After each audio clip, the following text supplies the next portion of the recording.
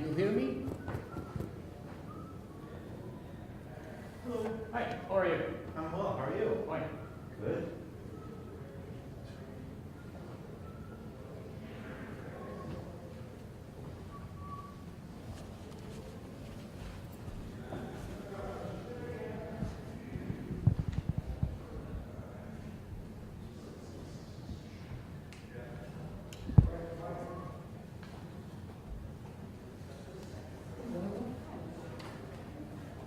Hi, How are you? and who's that?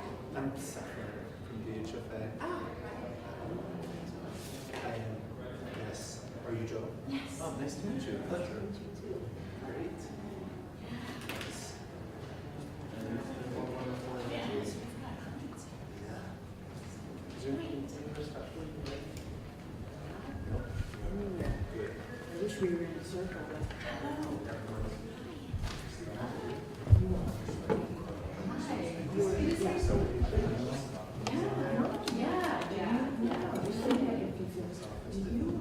Well, they were able to get out anything valuable ahead of time, so they were basically safe from, we lost them there, probably. That was also a free option.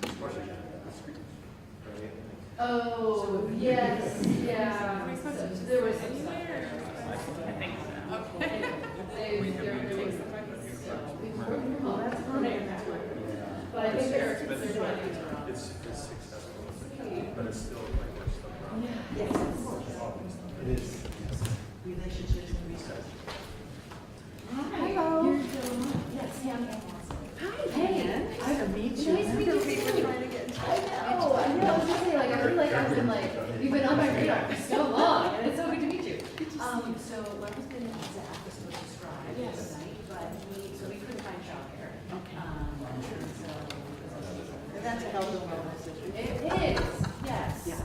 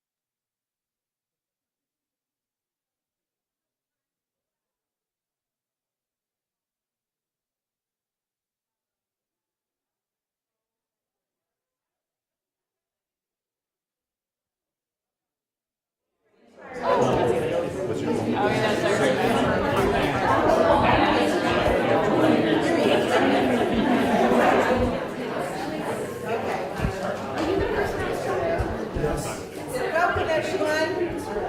It's so nice to have you here. Great turnout. They gave us a really big room for this topic. We're here to talk about public health and wellness in our community.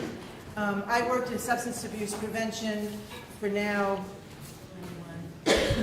about 25 years as a substance abuse prevention consultant. Doing prevention, yes, working with treatment, but there's prevention, there's intervention, there's treatment, and then there's recovery. And so as we think about health, let's think in those four categories and not just like treatment. And in prevention, there is a definition, which I think is a nice definition of wellness. It says, creating personal attributes within the individual and conditions within the community that promote well-being. So let's just, in full group, just throw out, what does wellness mean? What are we talking about when we talk about public health and wellness? What are the categories? Just throw it out. Mental health. Mental health, what else? Everybody has a safe place to live. Okay, so we're talking about housing and shelter. What else? Issues associated with aging. Aging, okay. All right. Clean food, water. Clean food, yeah, clean water and food, okay. Environmental health. Environmental what? Environmental health. Just Explain what, okay, so this is a good way to look at it. If you were observing environmental health or any of these, what would you be seeing? So why don't you share what you mean? I mean, for me, I'm just envisioning is it healthy? So in connection with housing, for instance, is it healthy to be in your space? Yeah, okay. Thinking of air, water, Air, water, mold, and that sort of environmental, thing. water, air, Other pollutants. yeah. And if anybody heard on NPR, trees. There are communities that have no trees, and trees really help the environment. Anything else? Physical well-being, physical health. I think, Give an example of that. well, if someone has severe mobility issues due to their health condition, that can really affect their ability to be safe, to be comfortable, to get around. Pain, just chronic pain. Yeah. Excuse me? Chronic pain. Chronic pain. Yeah, lots of pain in all different areas. And I'm going to also put as part of this, safety. Yes. Addressing the infectious disease contaminants that has recently literally filled our city. Yeah, yeah. Yes, public health, right, infectious disease. I'm sure there are many people that don't even want to walk on bike path or on the Montpelier Green because of any contaminants that might be from the flood. Yes, Just integrating physical, emotional, and spiritual health. yes. And I'm also hearing biological. Biological, social, spiritual, physical health. Right. On the wellness side, collective joy. Joy. Joy. Collective joy. Okay, we can continue to add to this. So when we're talking about this, this is what we're talking about. So in front of you, you have, and if you don't have, I have a couple more here, some orange pieces of paper. And if you have a pen, please pull it out. And if you don't, I've got some here. And there might be people, why don't you just pass this around, just or give them out to people that need it. So here is your task. Here is your task. We're going to talk about one thing that's happening now in the area of in all these areas. And you can just choose something environmental or something with mental health, or you can combine them. One thing that's happening now, what's going well? What's happening now? So we're sort of looking at what resources do we already have and that we want to keep as we move forward in the short term, and certainly, as we look forward towards resiliency, which will be our vision for the future. And then we're going to go right into areas and ideas for action steps. So we're looking for action steps. This is not the place to be, exuding the concerns.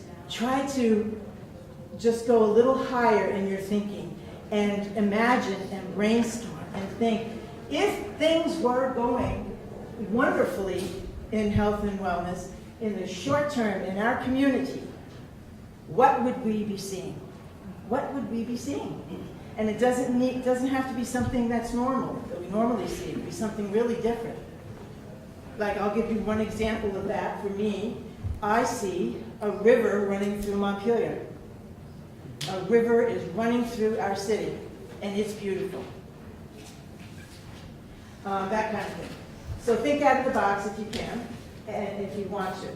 And so you're going to come up with ideas and action steps, and then think about whether, is this an action step in the short term that we can do now, or is this something that we need to consider over time? Okay, we're just trying to divide it up. Then we're going to take these ideas, and before we go back, we're going to suggest the top 1 to 3. We can just pick one priority and say, this group came out with, this is what we want to see happen, this action right here. Or it could be 2 or 3 priorities. And then we'll go back, and then each of the groups are going to report these 3 priorities, and then there'll be the next meeting in September. Yes? For those of us that came in late, would you let us know how this board over here Came to be. that says welcome relates to the other 2? Yeah, okay. Well, welcome to the Public Health and Wellness discussion. And so I asked people, what does public health and wellness mean to you? And I created a definition of creating attributes within the individual and conditions within our community that promote well-being. Okay, so that's a nice vision. Then I asked everyone, what does it mean? It means mental health, it means housing, it means safety, it means environmental health, it means biological, psychological, social, spiritual wellness. It means joy. We need to look at housing, mental health, aging. So that's how it came about. But this is our agenda. Yes? Can I ask a clarifying question? Yes. On the first one up there, one thing that's happening now, and then what's going well, is the one thing that's happening now have to be something that's going well? No. Okay. But if you know, I wasn't sure. But if you know, but great clarification question. If you know of something that's happening now, we could rate whether it's being successful or not. That could be a program. We can rate whether it's successful or not. We may need more resources in that area. That's okay. What's happening now that helps with mental health? What's happening now that helps with housing and shelter? What's happening now? And try to keep it on the positive, because we never look at what's going well. And that is a ton of resources. We have a ton of resources. And we don't look at what's going well, we just look at what's not quite right yet and how to make it more right. And we need to we need to be well. And we need to be really responsible and honest by looking at what's going well first. So that's what we're going to do first. So with a partner, someone you do not know, just turn around or whatever, and I'm going to ask you to discuss one thing that's already happening now in any of these areas, and share it with your partner. You literally will have, 1 minute each. Okay? Introduce yourself.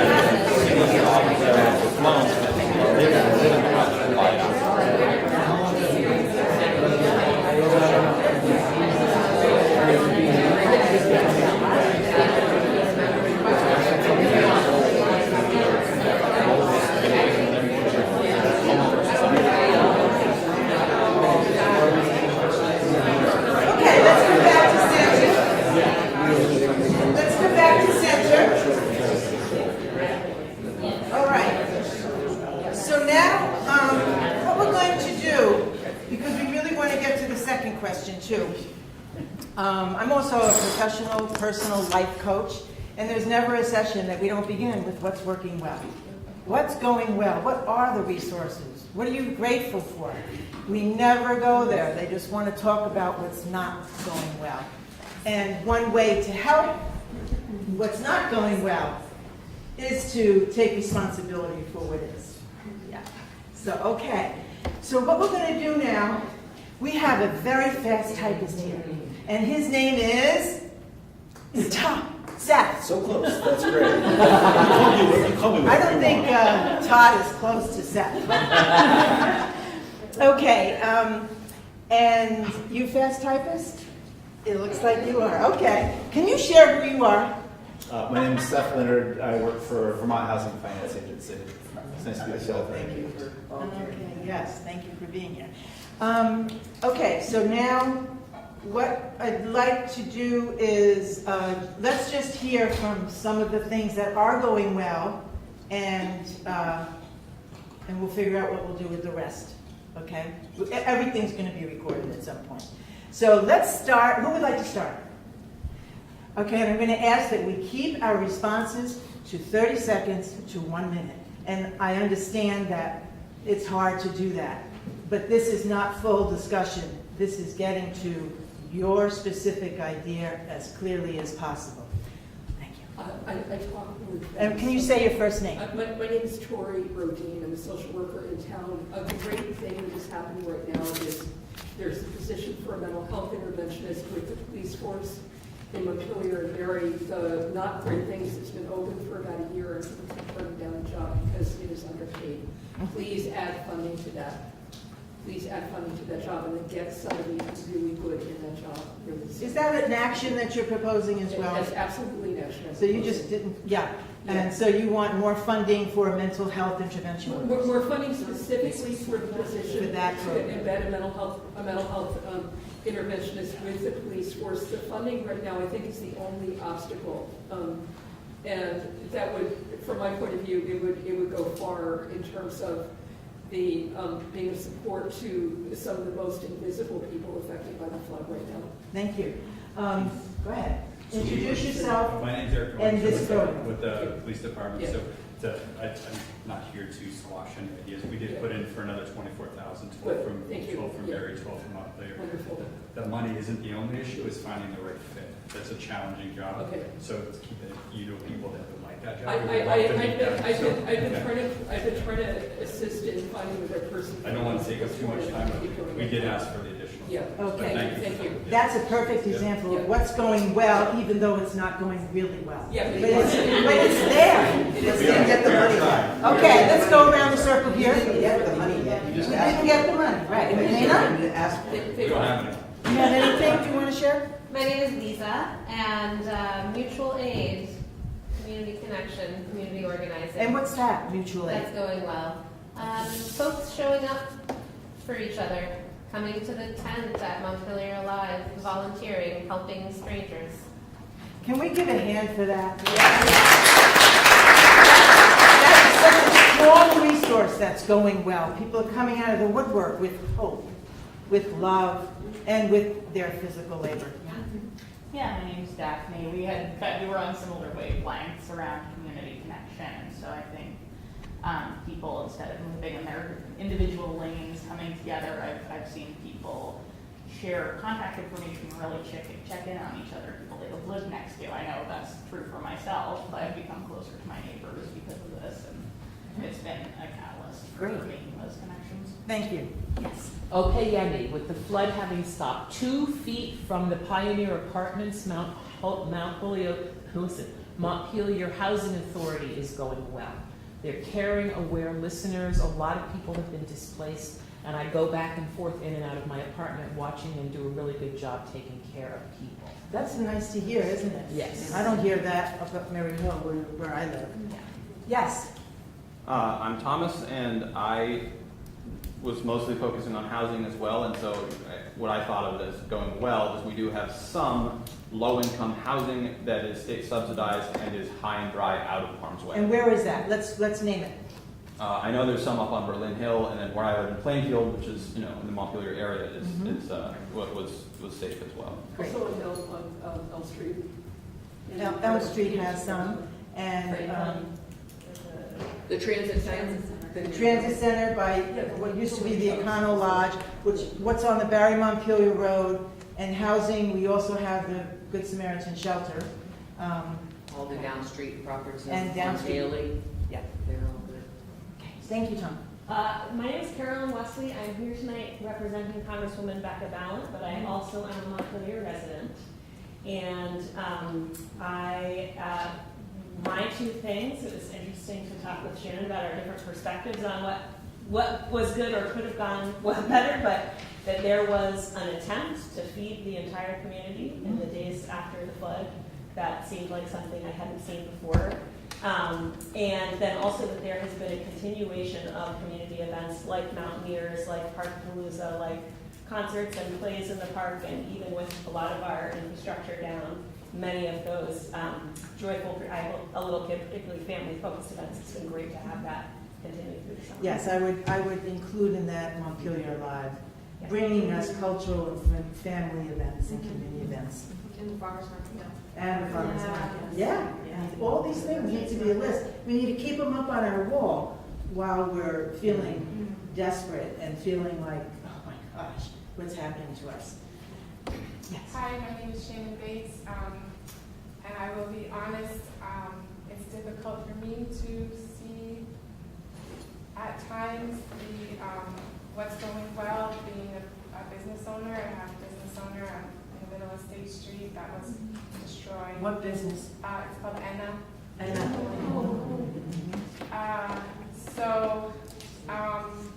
Well, I will say we had a really great meeting with Becca Ballant yesterday. The business owners are coming together in an attempt to address a lot of needs that are not being met. Can you name one need that's not being met?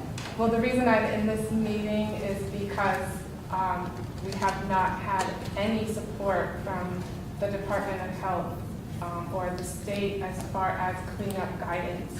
And being a restaurant owner, I'm very educated in infectious disease, foodborne illness. It's like in my being after 20 years in the industry. And our businesses, the whole downtown was flooded with sewage. Yeah. This does not go away just because it dries out. The list of infectious disease that is still present in the community that has not been addressed is hard for me to wrap my head around. The health department is not even doing re-inspections for opening business restaurants. So everybody is basically, the guidance is look around, if it looks clean, if it feels good, feels clean and safe. And that's not a reality. So that's an action item that I'd like you in small print to put on these two pieces of paper. You can use front and back, because the next thing we're going to do is put your ideas on here. That one really needs to go there. Protocol and developing a relationship. Health and wellness is all about relationships. It's all about relationships. Developing a very strong relationship with the Department of Health and health organizations. We're going to go back there. We're going to just shake it up a little. George. My name is George. What's going well that I've been able to see is the community. That's been stated already, but the fact that people donate their time and effort to help others, that's going great. I know, it's very inspiring. Yes. Sandy, and it's my name, and I had the same thing. That Montpelier Live just did an amazing job of coordinating and getting people connected. Yes. How about over here? I feel that we are becoming the city more of a family, that we're recognizing the individuals in the city and understanding some of the problems that are brought up by this crisis that's happened to us all. So I'm hearing that you're seeing and feeling more connection, and there's more communication. Yes. Yes. Okay. Thank you. I'll just echo what Shannon Casper, echo what was also said about providing food and dehumidifiers and fans and shovels and the provisions was really great. Yeah, yeah. Okay, now we'll go to you. Oh, yes. Deb Reed, and I just think it's awesome to see churches may have been flooded, but they're showing up every day, putting lunches out in front of Christ Church. Yes, I would like to actually have that go in there, a coordinated effort by our churches. Continue to provide community lunches and warming shelters for those that don't have housing, and that warming shelter really comes into play when it starts to get cold and there's no place to go until you can get into a shelter, even if you can. It's like 6 o'clock, 7 o'clock at night. So at 4 o'clock there are warming shelters. That is fantastic. Yes. So I'm Tanya. One thing that I think that's going well is that our schools are starting and opening on time, on schedule. I think our young people need as much predictability and normalcy as possible through all of this. Yes.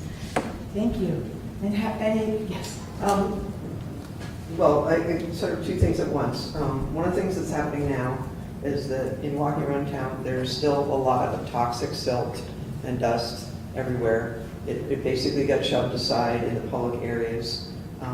And I think that's a concern on all levels. It's mentally, reminds us of the flood, it feels yucky, and it feels dangerous. I'm hearing that as an action step. And I have an action step, a really specific one, which is the Green Up people are coming on Saturday, and they are looking for projects to be defined for them.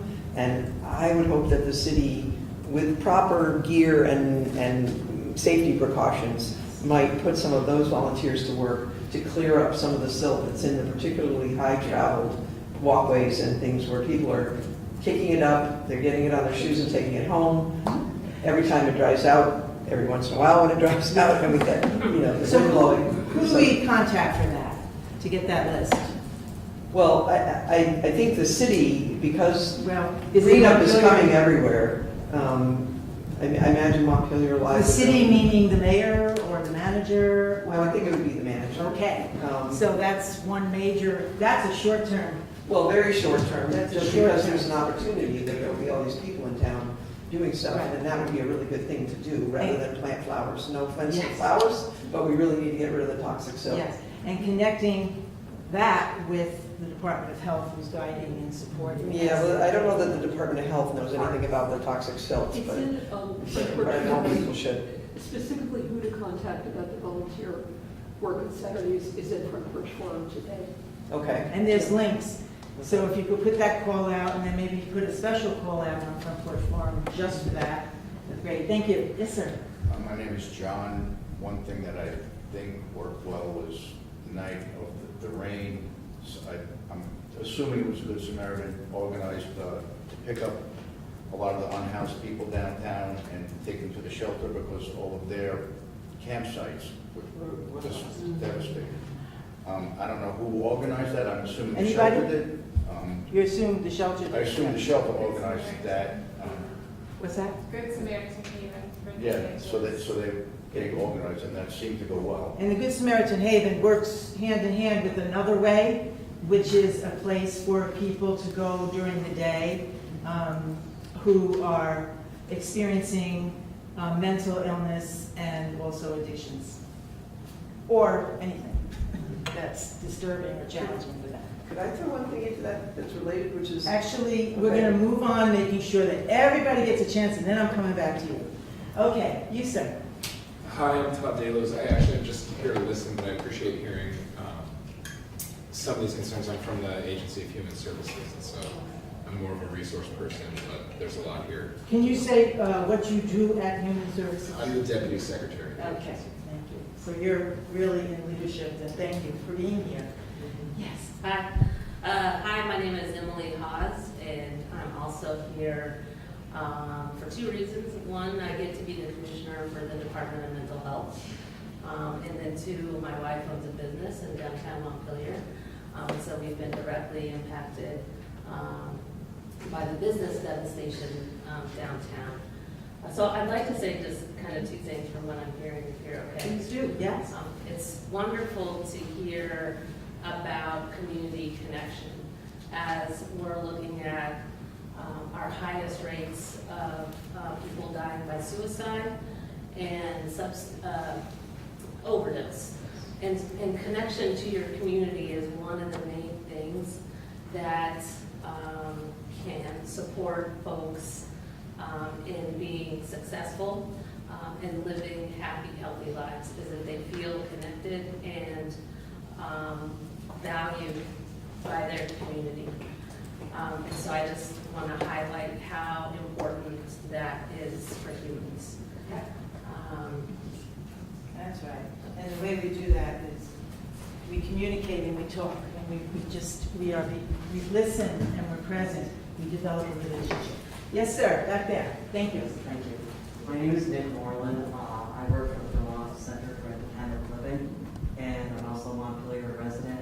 I'm kind of living in the past right now because I'm trying to follow captions on YouTube, which is delayed. So I'm not going to hear a lot of you until 10 minutes later. So we'll get back to that. I want to say what's happening now is that the disability community is really stepping up for the disability community. And I don't know if a lot of folks know that the deaf community did not have ASL interpretation until almost 2 weeks after the flood. And not many people in the deaf community were directly affected, although many were. And I saw a lot of people stepping up on their Facebook pages and sign language interpretation for each other. Like I said, I'm severely hard of hearing. A lot of the press conferences and such are still not captioned.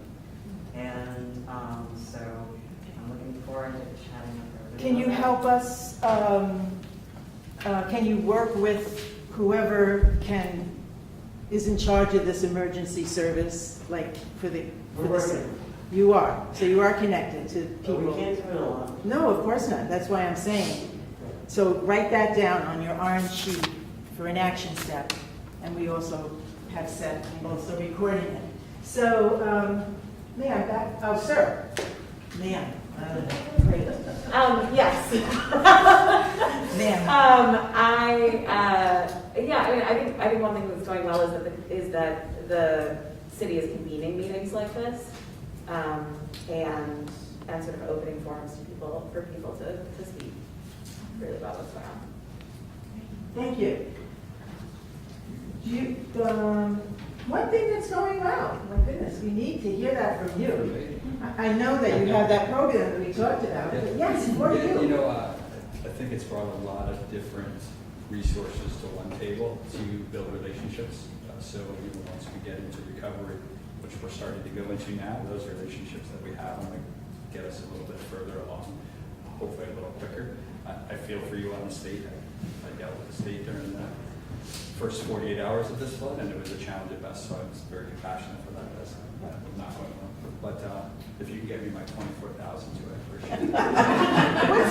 What's one relationship that you especially connected with, or are connecting with that you hadn't before, that you really feel is increasing our well-being? Sure, yeah, I mean, we have an incredible relationship with Washington County Mental Health. And then we started a crisis intervention team, so we've actually brought them kind of a non-traditional crisis intervention team where it's not just going to be law enforcement, it's EMS, it's screeners.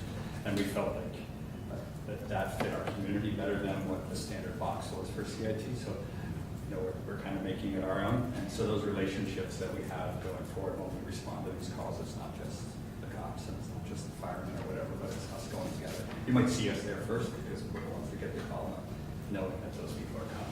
It's pretty good. And that, you know, I also want to applaud, and I'm sure all of us here, there's not much, there is mental health, but if there is, we don't know. We don't know really. And this connection where now a mental health person is there with you, responding, and you making referrals to them and all of that is a very powerful program that I would think we want to keep in the long term. Yeah, and the big piece that we added to it now is the substance abuse piece of the turning point. So that kind of built the triangle for How many people know about the Turning Point Center in Barrie?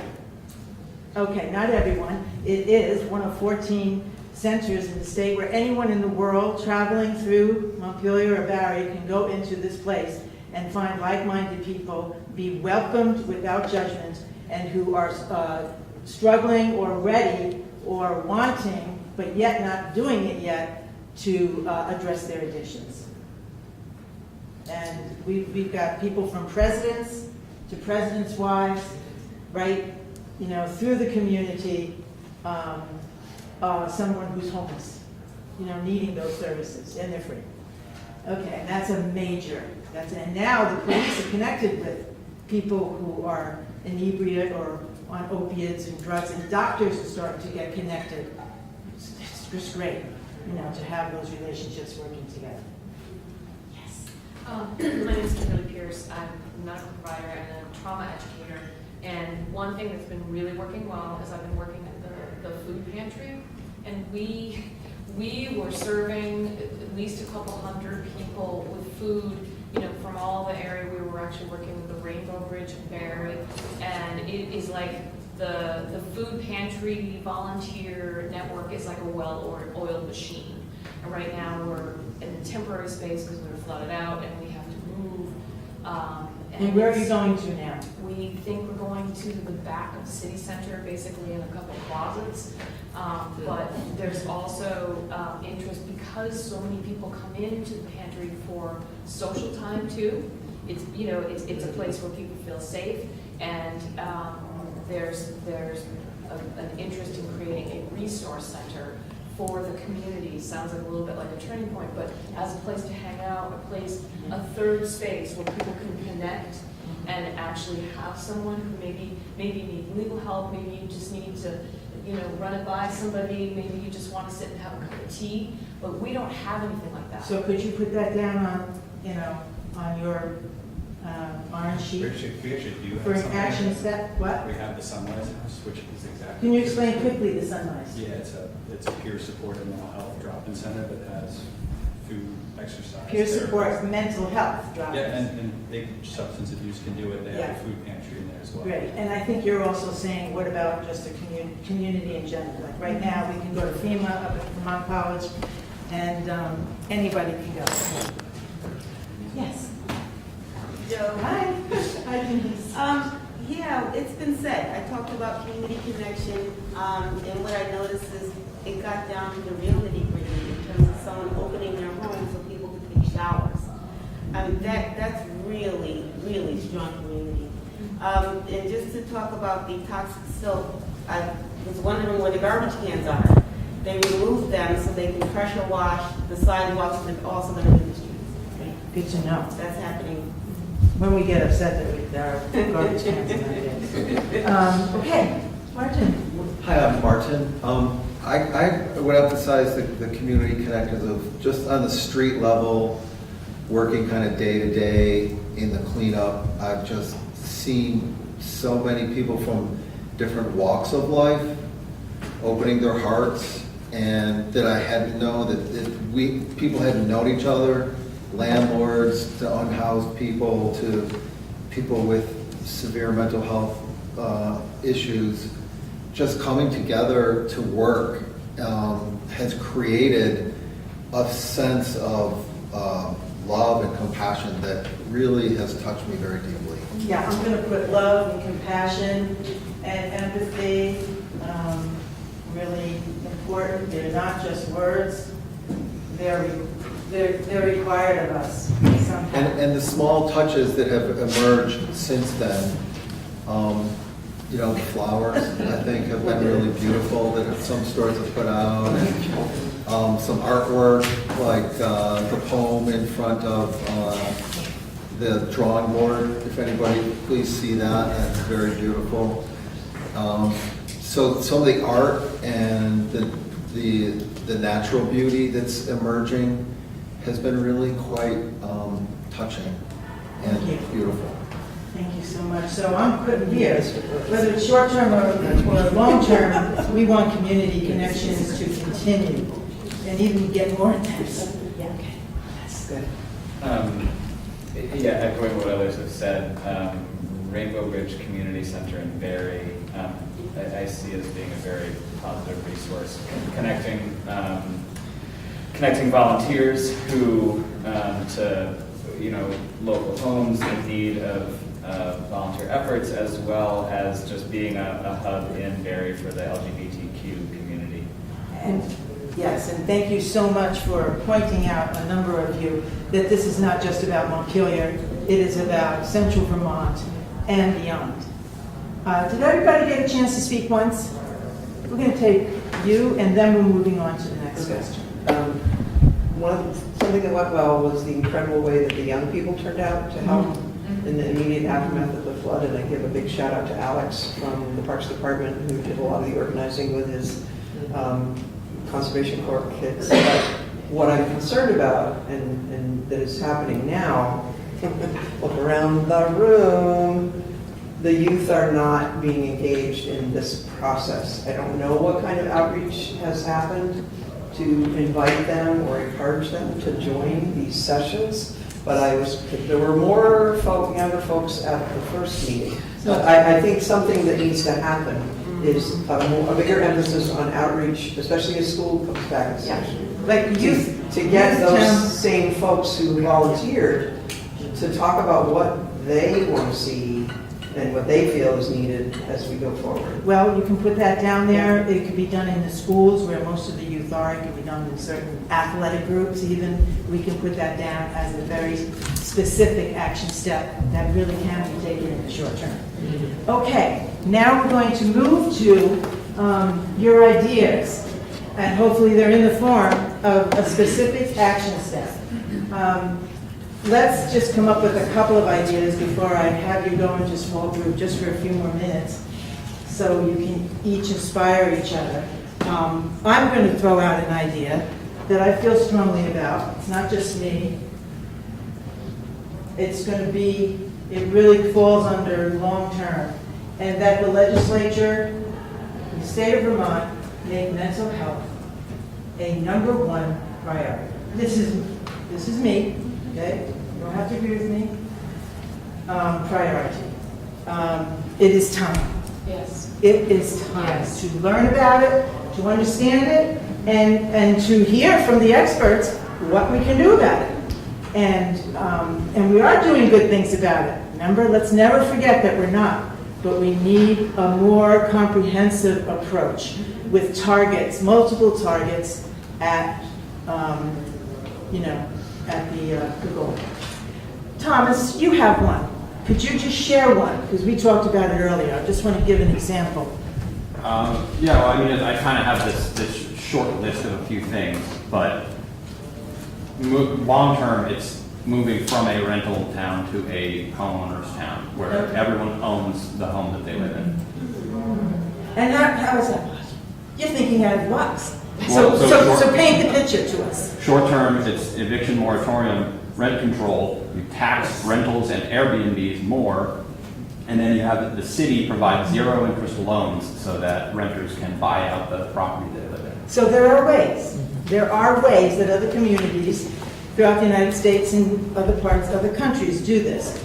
And, okay, thank you. Another idea that you want to include right now, and yes. Just bouncing off that, we also just need a lot more housing. We've lost a lot of housing, and we need to just build a lot more accessible, affordable homes. Acceptable, affordable homes. Where? Accessible. Accessible. Oh, yeah. Yeah. Access. I'm sorry. I think we can have a public process to support, and there are a lot of public processes happening, and I think we need to do a lot more to provide more housing options for people regardless of what their needs are. People are going to be moving out because we don't have enough housing, and now we've lost so much already. Okay. What about that the goes on your Elks Lodge? That goes on your orange sheet. And The Elks Lodge project? Yeah. Where is that and what's being built over there? Oh, well, that is certainly a space that we as taxpayers are investing in and will be in the long term. And that is a place that's being looked at. Because we don't have much land, but there's land up there. I heard that the high school had flooded for a second time and that it might be good to consider relocating the high school. That's an action step that if you feel is something that you'd like to see. I mean, personally for me, I'm for that. Taking the high school down and making that a wetland, because for me, my vision is that I see a community with a river running through it. And how we get, the businesses further up, or they go to Vermont College Green, or we recreate our center of the city, I don't know. Joe, can I? Yes, sir. Activation of sites that have potential, and then consideration of sites that continuously flood. Is that a fair summary of that? Yes. Okay. You first, and then you. Thank you. I'm going to build off of some other people here, but I think in the short term, I've heard a lot of people talking about the strength of people coming together and sharing resources, and that's one of the things that made people feel connected, which comes into your health. I wonder, it doesn't seem like it would be that hard, I'm known to be naive about these things, to find a way to just solidify those structures or continue them. Like people putting in there, like, here's when I'm available, here's what I can do, people reaching out for help, here's what I need. I mean, all of us probably did a version of that, Yes. or showed up and said, here's what I need, or I have a day, I can do this. Yes. I just feel like there must be a way to keep that going and keep it vibrant. Don't you think that that's one thing that is going well? That we have, that Montpelier Alive or the city and whoever did it, created these links where we can communicate, where we can put our ideas in, and also where we can help. But it needs to be more structured. I think more. Okay, got it. I don't know what everybody else thinks about it. Easier to access or something. Okay, Yeah, yes. what you're saying is doing that, and that there are community needs that are not even necessarily flood related. What I'm hearing is that maybe there are community needs that are not necessarily flood related, that people do need support on, and that system that was built maybe doesn't need to go away and can become a different sort of system for community support. What you said. Thank you. And Seth's got it. Try and down that. Just on that same note, just having a brick and mortar building, not just like a link, because there are people who can't access links. And having a place where it's safe, that's new, that doesn't have any past trauma, it's a new place that's welcoming, that's trauma informed. I haven't heard a lot of that, but that's, There's whatever. a human connection. It's the human connection that someone's always there, you can have a cup of tea, or you can, maybe get some help with whatever's going on. There is a lot for our community to learn about suicide and suicide prevention. I just went to a 2-day training, and it basically turns its head on what we're doing. The new research is saying. I won't go into that now. But learning about trauma and being trauma informed, we all know someone, or we ourselves have dealt with trauma. Why not be really informed? So, which would increase the compassion and the empathy and the love and the understanding and the communication. Now I'd like you to write down, take a minute individually, and take your pen. If you don't have one, we'll get you one. And write down 1 to 3 ideas. If you don't have any ideas, great, don't write any. If you have just one, that's all we're looking for. But if you have 3 or more, write them down. And then after you do that, I'd like you to prioritize them as what's most important for you and in your view of the needs of our city and what we've been sharing. Just take 2 minutes to do that. And that includes everyone here. If you have some ideas as well. Officer?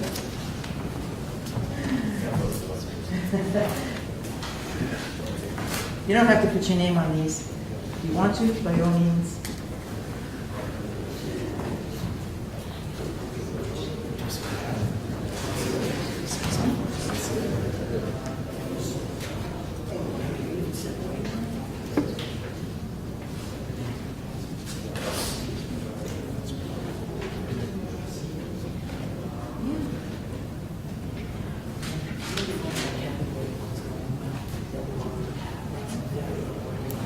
That goes first.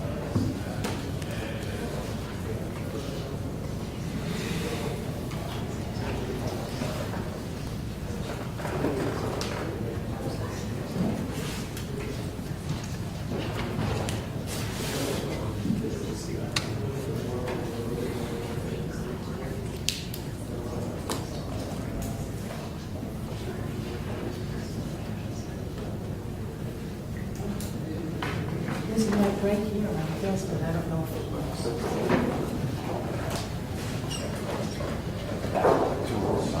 Okay, another minute. Now, prioritize. You put your priority in. If you had to choose one, or two, or three, put 1, 2, 3. Okay? So you may have 5 ideas. We do want them all, so we will collect. I hope you're writing, so we can read. We'll collect them and put them in our notes. But right now,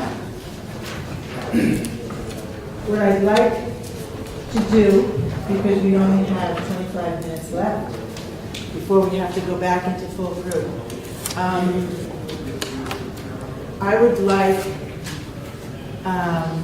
maybe the back table. This table will go first, and we can start. What's your name again? Shannon. Shannon. Shannon will, if Shannon and everybody in the back just stand up and come around.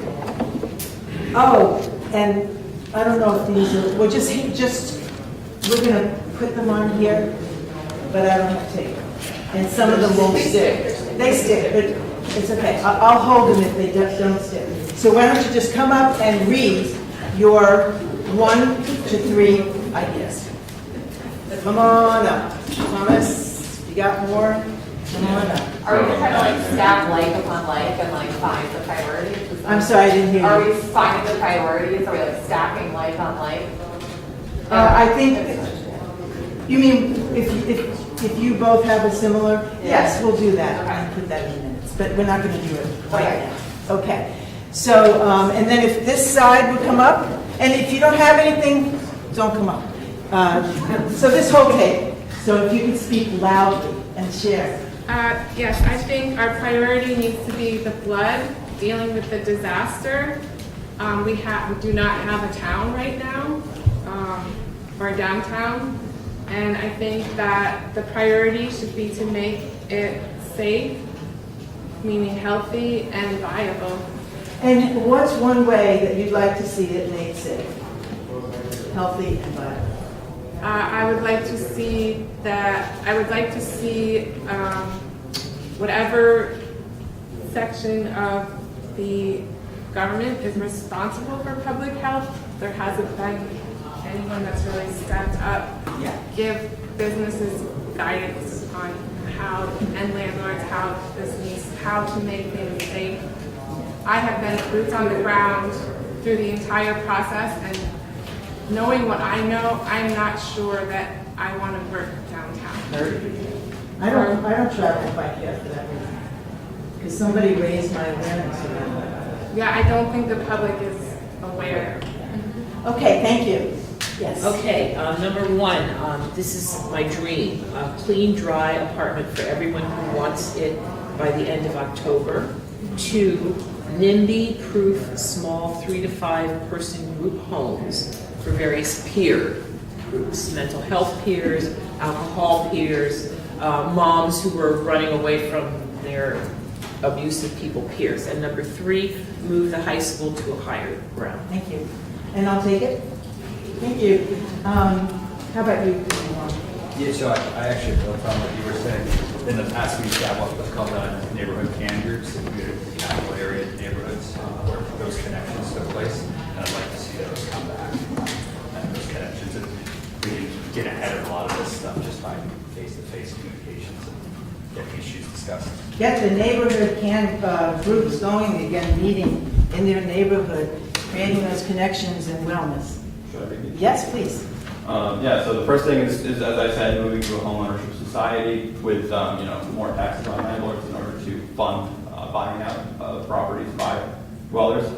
And the second thing is a better understanding of digital poverty. This kind of before the flood, I really took note of this in light of the changes to the bus structure, where there were a lot of folks who used to depend on getting on the bus at a particular time, and now they have to have an app on their phone. And I think there are a lot of unhoused, elderly, cognitively disabled and impaired folks who literally could no longer get to the hospital because of that system. And the reason we don't hear from them anymore is because they literally died.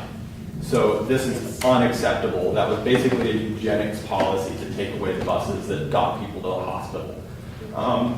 And the third thing is develop the hills. If we have to develop Hubbard Park, I know it's uncomfortable, but we might have to do that. And then undevelop where the downtown is and turn it into a park. That's a big long-term project, but eventually we're going to have to do that because you can have forests, and when they flood, the river gets cleaner. When you have, sewage and diesel, the river gets less clean. So we're going to have to make big changes and develop more like places that flood. Thank you, sir. Who's next? Come on up. If we could keep moving and just form a line, because we want to make sure we have enough time. I already said my one, but my number two is to support our schools to be vibrant, well-resourced, and to meet the needs of young people. Thank you. So I love the idea of getting a library series together where folks are sharing their stories eventually, maybe 6 months down the line, because I don't ever want anybody to make any assumptions about a person's situation, their identity, who they are, how they show up in the world, and I feel like this disaster is bringing up an opportunity for folks to be seen and heard. And then I have a few more, but one that I will share is that I love for the Montpelier Foundation to pay for air quality testing in all the downtown buildings and then remediate accordingly. Yes. And actually do that on an ongoing basis, because this isn't going away anytime soon. For mold too. Absolutely. Nobody's talking about mold. I'm talking about mold, Yeah. 24/7. Okay, who's next in this table? Come on up. Oh, do you want this one that you gave to me? Why don't you borrow it right here? You want that one that you gave to me? No, yes, thank you. No, this is, sorry, that wasn't the slide I was trying to give you. I was trying to give you the slide that had the contact information for Green Up Day. Oh, great, okay. That's the contact information for Green Up Day. Okay, so should If I give that to anybody you? wants, if anybody wants to volunteer for Green Up Day on Saturday, the contact I'll put it is down here. Okay. greenupvermont.org/what resource volunteer. I wrote it down. Yeah, I'll write it down. Okay. What my number one priority is safe and adequately supported housing for everyone, including rent control and all of the other strategies that have already been suggested. OPMA, thank you so much for your suggestions, as well as Thomas's. Thank you. Yep. So I have just two short terms. One is with a human coordinator, reach out to people who have a room, apartment, wing in their home. Many of us have extra space in our houses, some of us empty nesters. And what would their ideal match look like, and create a list of both of individuals, couples, and families that need short and midterm housing and help bring those matches to fruition. Offer follow-along supports, communication, and agreements in a similar way to home share, but more on an acute need. And then the second one is if we could have something like an ombudsman service to represent or be a person for the city to help people navigate through home repairs and permitting and all those things that are really kind of elusive and tricky. Thank you. Mine is my main point is continuing on this housing theme, and I've heard some rumblings that this is already maybe in the works, but I'd like to see a vibrant Montpelier tenants union so that we can continue building on this connection that we've seen and not let those relationships die out. And we know that collective change happens from the bottom up, so I'd like to see it. Thank you.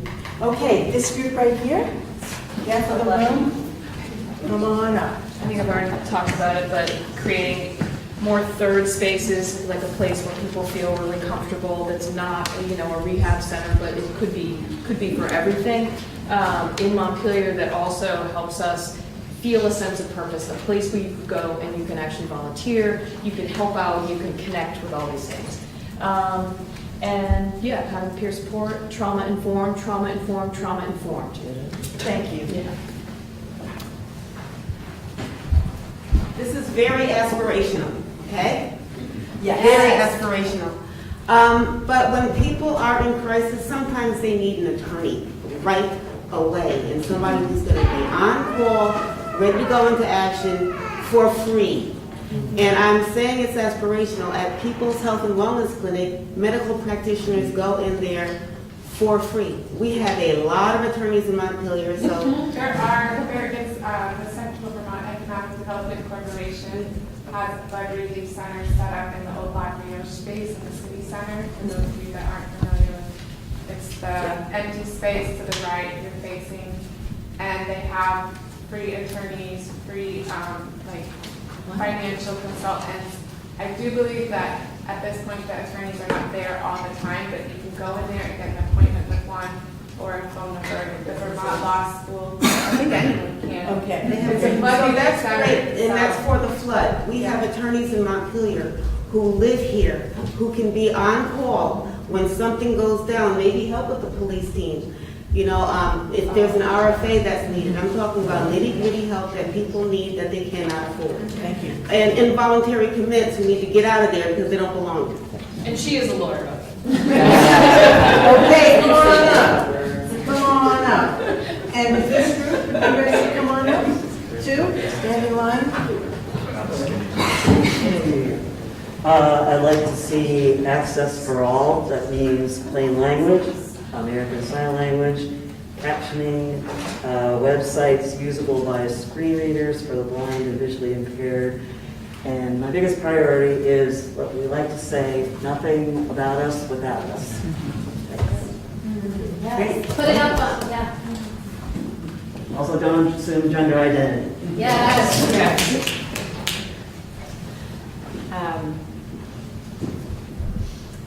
One of mine is about housing. Thank you to all of the people who've said lots of ideas that I had not heard of before. And also connecting Montpelier to the surrounding towns to share resources and support because we have so much here and so many of the towns around us do not. What is your wife's business? Me? Oh, That was. That's me. Thank you. Bailey Road. Yeah, okay. The thing that I would like to see is homeless support services continuing. I know that homeless support has been there, but it relied so much on volunteers and the coordination was difficult. It would be great if the city and the state were more supportive of homeless services and we moved it from volunteers to maybe more professional service. And the second one, this woman talked about a housing referral system where housing that's available could be published, housing that's needed could be published, and there could be some coordination and tie those together. Great. Yes, come on up. Yeah. Martin and friends, yes. Affordable, accessible, new, safe, resilient options for housing. And then my second one was language access options and continued language access options outside of times of crisis, starting with an assessment of needs. The city still hasn't done any language assessment. Childcare at all future meetings, and racial and identity conflict mitigation processes to have accountability for the city and for independently harmed individuals.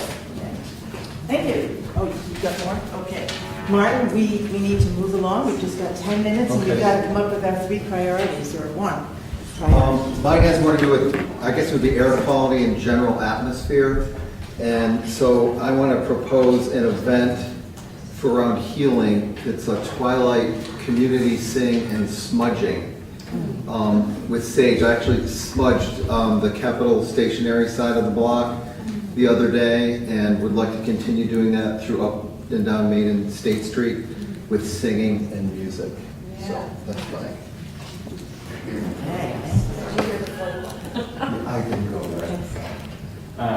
Just gonna put this under the more housing, because more housing. But I'm also, short-term and long-term wondering, like, are folks from Vermont Housing and Conservation Board in the room? Where are we at with Act 250 being revised? And what can Montpelier and the surrounding towns do to move that conversation forward? Thank you. Okay, so now we have a number of action ideas. Yes? This is back in the realm of mental health, I realize this is a great opportunity to let people know that the trauma response network from the local EMDR network is available to provide up to 10 sessions of free EMDR trauma therapy to anybody who needs it. And I can give people more information about how to get in touch with them if you like. It's basically it's a volunteer-based effort to respond to the flood. Thank you. Please pass the word on to people on the floor. Okay, so help me and Seth come up with, well, let's do this together. What were the key categories? Housing. Anything about housing in particular that you heard? Inadequate at this moment. Okay. To the need. Okay. Affordability. Okay, so housing, affordability, and places to be, and everyone gets housed. And I think immediate solutions, I mean, like the country club project, that's 10 years down the road, but the home sharing, somehow coordinating people who've got space with people who need space is a more immediate, short-term, either short-term in the sense that someone's needs are short-term, or it can be implemented more quickly than building stuff. Because winter is coming. So it's clear, housing. What's another priority? Mental health. Yes, and what about it in particular? Education, resources, and support. Safer spaces. And recognition. Third spaces. Are we trying to come to a number one suggested action step? Is that what we're trying to do? Well, right now, as opposed to general categories. Right now, what we're hearing is that housing is right, but mental health is too. We don't know. We're not at that point yet. Okay. I thought that's what we were supposed to bring back. Yes, it is. Detoxification. Yeah. Cleaning the air, cleaning the town, cleaning the spaces. Mold, bacteria. Cleaning, testing. Yeah. Cleaning, testing, and also information sharing about Yes. that seem like sort of the category that is there. Awareness. Yeah. Okay. That's a short term, right? Yeah. What else did you hear? What would you really like to see right out there? Okay, let's take housing. What's one specific idea that really jumped out at you? And we said, short term, work with the resources that we have and the people in our community to find places within homes. Okay? And is there anybody that does that already here in central Vermont? I mean, I know Home Share is up at the... Home share is also here. It is. And I wonder if even like the senior center could be a hosting place for that network. Yeah. Okay. So, and mental health, making it a priority in legislation, in this town, and in our larger community. So let's say we've got 3 things here. Which one goes first? Housing, mental health, or cleaning up, testing, information sharing, detoxing our air, water, and streets? Well, what's the ranking system like going to give, right? In order to know how to rank them, I would like to know what the rankings will be used for. Which one do we have the best leverage in our community? Which one do we have the most, resources, energy, support? That could be something that gets done quicker than something that doesn't. Yes. I mean, if that's realistically the thing I think you probably get done quickest would be cleaning up all the toxic mud and stuff. Yeah. Safely. Yeah. And then certified by some credible entity. But I'm saying we need to look for ourselves for the resources rather than looking at the government right now, short term. Like, you can look some of this stuff up on the internet. That's what I'm saying. That's a short term, number one priorities. detox. But maybe a community group that comes together to work on this, and you're in it. So the issue is that there has been no standard set. Right. And so you have this guy over here doing one thing, this building hasn't even been demoed yet, so you know, I mean, my walls were opened after 2 weeks and the mold was this big. So how thick is it in a space that has not even, the walls haven't been opened, the floor hasn't been removed? So, but there's no standard for what needs to, the bare minimum of what needs to be accomplished to allow the public into a space. I get there's a debate about people's homes, you know, they do what you want, but when you're having the public. I'm gonna interrupt you there. So can we have come to consensus that this be our first priority? No, only because I'm hearing this person say, we don't have the leverage to make it our first priority and have it really mean anything. So at this point, I'm concerned that maybe it should be third. No, Because that's not what I'm saying. Okay. Not at all. All right, yeah, okay. If this is a priority, we're gonna make this happen. We're gonna get the standards in, we're gonna call the people in, and we're going to put, pressure on them. Let's make the place. Housing? Create more housing healthy first. Yeah. So finding homes for everyone before winter, before the cold really sets in. And that means for everyone. So is that a good, doable, short-term? I think that we've got a lot of good resources and people who are really interested. And if we say that this is what we want, this is where we want to start, big time,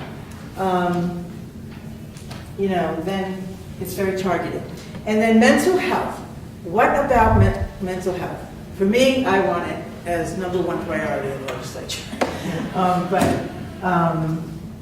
What do we want for mental health? Yes. I mean, if we're talking short-term and doable, then I think yes to all the things. I'm a psychiatric nurse practitioner, it's my thing, mental health, but like. Oh, you are? I am. But I think in the short term and what's doable and what's also coming out from a prevention. Everybody's got their Okay. It's the third spaces. Yes. It's like those collective Third spaces. spaces. I can do that. Say that again? The third space. Third spaces. Third Places space. to gather. Places to gather. Decrease the isolation, have people have a place to gather. Okay. So I'd like you, in a word, just throw out, just popcorn. What did you like about this meeting and time together? Let's put a close to this. The moderator. Facilitation. Thank you. And what else did you like? All voices were heard. All voices were heard. What else? We're respectful. Yes. Respectful? Okay. And any how-abouts for the next time we get together at these small group meetings? How could we do it a little more right? Some food. Food? Okay. So you got that? Don't assume that's gender identity. Don't ever assume gender identity. That is really a big piece of More work. small group times. Yeah. More small group times, To certainly. be sure we're including you somehow. Yes. Okay, thank you. So let's all come together in legislature again, in the big group.